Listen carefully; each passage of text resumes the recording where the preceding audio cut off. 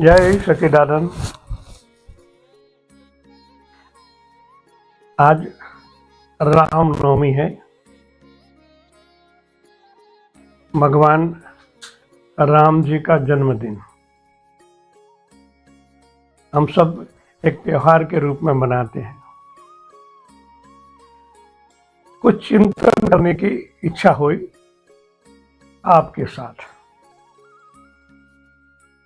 जिस तरह हमारा जन्मदिन होता है, हम हैप्पी बर्थडे कहते हैं, विश करते हैं, क्योंकि आमने सामने है।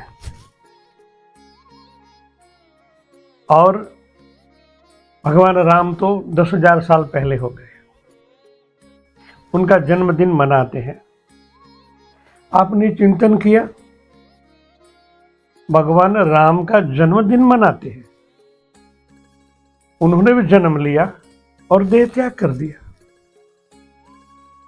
क्या कि उनका मृत्यु तिथि मनाते हैं? कभी नहीं। क्यों? वो ब्रह्म है, परमात्मा है, हमारे इष्ट है।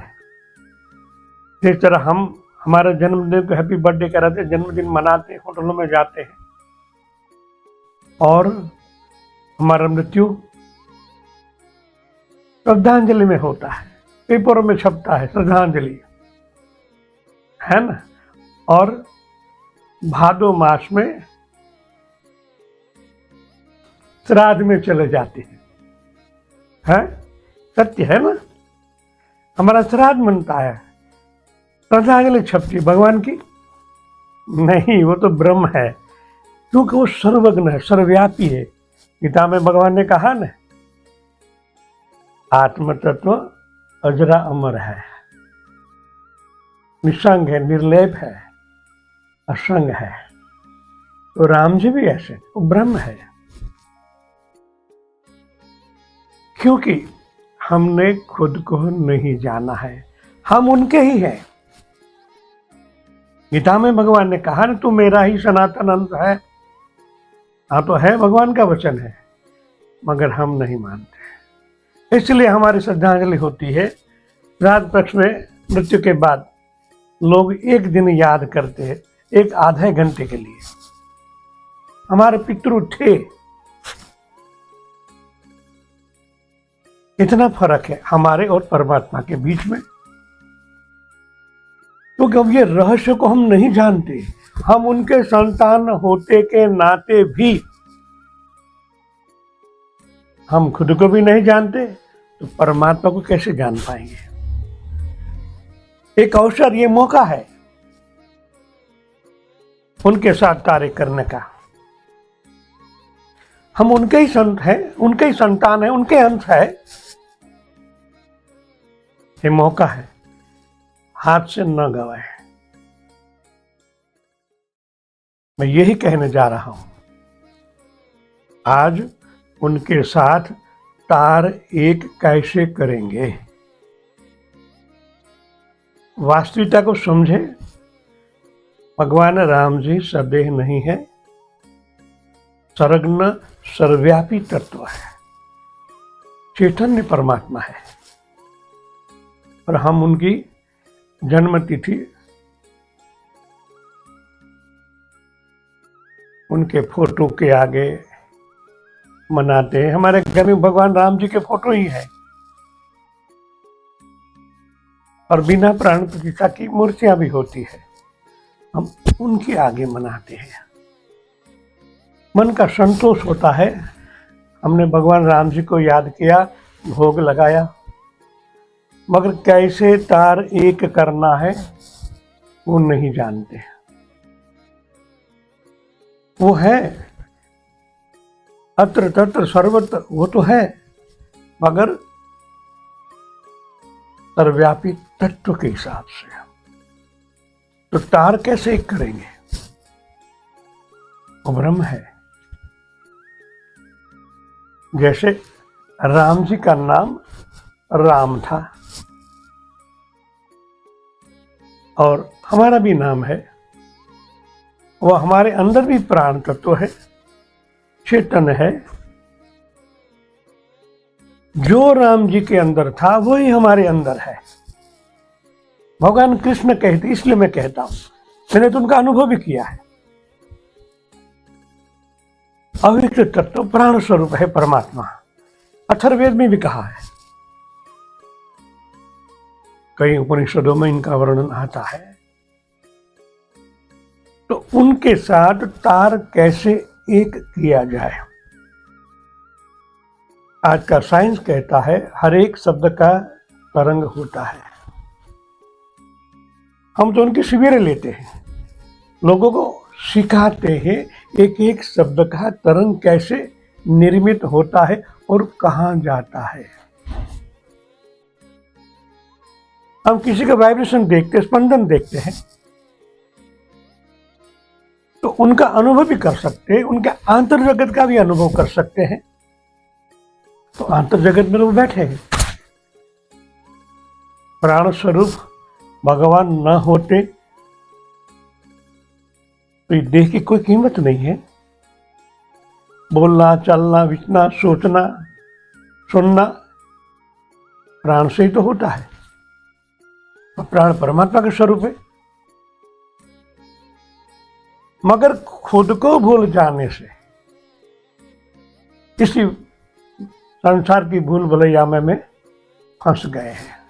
जानते हुए भी सर्वव्यापी तत्व है हमारे अंदर, ये सब जानते हैं हम, मगर सवाल होता है तार कैसे एक करना है। तो पहले आप आपके हृदय में ठान लें, आप उनके ही संतान हैं, आपके अंदर ही वही अव्यक्त तत्व प्राण है। अणु, परमाणु, न्यूट्रॉन, उनके बाद प्राण, अति सूक्ष्म परम तत्व हमारे अंदर ही विराजमान है। तार एक करना है आपको पहले अंदर, इनके बाद बाह्य जगत में। वो सर्वगुण सर्वव्यापी है। इलेक्ट्रॉन, प्रोटॉन, न्यूट्रॉन के हिसाब से जो तरंग उत्पन्न होता है, आप जो बोलते श्री राम बोले, राम, तो ये जाने राम राम राम नहीं, राम। आपका मुख खुल जाता है, आपके मुख के अंदर एक आकाश तत्व है और परमात्मा आकाश तत्व में ही है। आपके अंदर भी आकाश तत्व है। आकाश, वायु, अग्नि, जल, पृथ्वी, पंच तत्व की ये देह है, ये प्रकृति पंच तत्व की। जो बाह्य जगत में है वही आंतर जगत में है। आंतर जगत के आकाश तत्व में भी वो सर्वज्ञ सर्वव्यापी होने के नाते अंदर है। राम, मुंह खुल गया, राम आकाश तत्व, उनका निवास स्थान वहां है।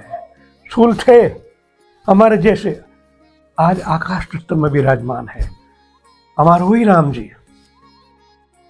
तो आपके अंतकरण में जैसे राम बोलते हैं, आवाज कहां से आती है? आपके अंतकरण से। पहले मन को वहां लगाए और राम बोले। एक शब्द कहा, तरंग निर्मित होता ही है। यही तरंग आपके अंतर जगत के राम और परमात्मा श्री राम, यानी आत्मा और परमात्मा, ये सेतु बनता है। ये शब्द राम बोलने से जो तरंग निर्मित होता है वो सेतु बनता है आप और परमात्मा के बीच में, आप राम जी के बीच में, आप कृष्ण के बीच में। तो आपका मन वहां लगाए, तुरंत एक नाम से आपका कनेक्शन हो जाएगा वहां। वैसे आप कितना भी राम राम राम राम कर लो, कनेक्शन होगा ही नहीं, क्यों? आप कनेक्शन करते ही नहीं हो। धर्म और विज्ञान को जोड़कर ये समझना पड़ेगा, एक नाम काफी है। राम जी तो है, हमारे शास्त्र, हमारे उपनिषद, हमारे वेद कहते हैं परमात्मा है ना परमानेंट अव्यक्त तत्व, और आपकी कल्पना होती है स्थूल जगत में, स्थूल में है ही नहीं। आप कहोगे हाँ है, मैं भी कहता हूं है, आणविक रूप में थे, मगर आज तो सर्वज्ञ है। तो सर्वज्ञ के साथ तारीख करना हो तो ये रामनवमी के दिन ऐसे वेव्स, जिस तरह राम जी का जन्म हुआ जो नक्षत्रों में, मैं दूसरी रीति समझाता हूं। जिस दिन राम जी का जन्म हुआ उस जो नक्षत्र थे, तो राम जी के गुरु वशिष्ठ महाराज थे, हमारे वशिष्ठ गुरु थे, हम उनके गोत्र हैं। उन्होंने जन्म कुंडली निकाली थी, और जो जो ग्रह नक्षत्र थे, आज वही ग्रह नक्षत्र वर्तमान में है। एक मौका है, ऐसा वातावरण है, ऐसे शक्ति स्पंदनाएं प्रकट होती है। उस समय आप उनको समझदारी के साथ नाम स्मरण करें। राम बोलो, मन को वहां लगाओ जागृत अवस्था में। राम बोलो, मन आपका भाग जाएगा तो कोई मतलब नहीं। राम बोलो, राम शब्द के साथ आपके मन को जोड़ो। जो अनुभूति करवाने वाला है मन, उनको उस राम के साथ जोड़ो। एक नाम काफी है। तुरंत अव्यक्त तत्व के साथ मन एक होने से अनुभव कर लेगा, क्योंकि मन भी इतना सूक्ष्म है। आपने कभी मन को देखा ना? मन भी इतना सूक्ष्म है, तो मंत्र के तरंग वेव स्पंदन भी इतने सूक्ष्म है। मगर श्रद्धा से, भाव से जब मन के साथ लगाओगे, सेतु बन जाएगा।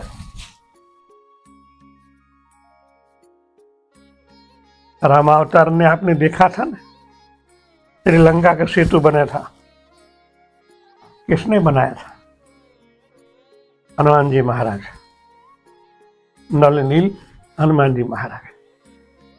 नल नील पत्थर देते थे और हनुमान जी महाराज राम लिखते थे। शायद आपको भी पता होगा कौन लिखता था? हनुमान जी। हनुमान जी क्या है? प्राण स्वरूप। आपके अंदर भी प्राण है। जब प्राण राम बोलता है तो स्पंदन निर्मित होते ही है, और सेतु बनना ही है। इनका उपयोग कर ले। पहले मन को शांत करें। बिल्कुल शांत होते होते जब मन निर्विचार होता है, तब जाके ये प्रयोग करें। निर्विचार में ही ब्रह्म प्रकट होते हैं। आपका कनेक्शन हो जाएगा। एक बार तो प्रयत्न कर ले। कई जन्मों से आप आते हैं, राम जी का मिलन नहीं हुआ। हजारों साल हो गए राम जी को, हजारों साल से आप भी आए हो। ये मौका न गवाए। राम नाम के स्पंदन के साथ आपका मन, आपका भाव, आपके पास जो भी जोड़ दे। मन में ये समझो अव्यक्त है, आकाश तक तुम रह राम, मगर मन में बोलना है। एक अलग प्रकार के स्पंदन आपके बॉडी में प्रकट होंगे, और अंदर ही अनुभव हो जाएगा कि राम मेरे अंदर है, मैं उनका ही हूं। तो इनसे क्या होता है? आपके आंतर जगत में मन इतना सूक्ष्म बन जाता है, तो इस ब्रह्मांड में अणु, परमाणु, न्यूट्रॉन के बाद परमात्मा है। तो मन इतना सूक्ष्म बनाना पड़ेगा, तभी तो अनुभव कर पाएगा। तभी आप राम जी को पहचान पाओगे। मूर्ति वाले, फोटो वाले नहीं, जो राम सत्य है, सर्वव्यापी तत्व है। आपके रोम रोम में प्रकट जाएंगे। मगर रीत ये है, फोटो वाले रामदेव कल्पना का चित्र है, वो सर्वज्ञ है, तो उनकी रीत होती है, तभी आप उनका अनुभव कर पाएंगे। जय सच्चिदानंद।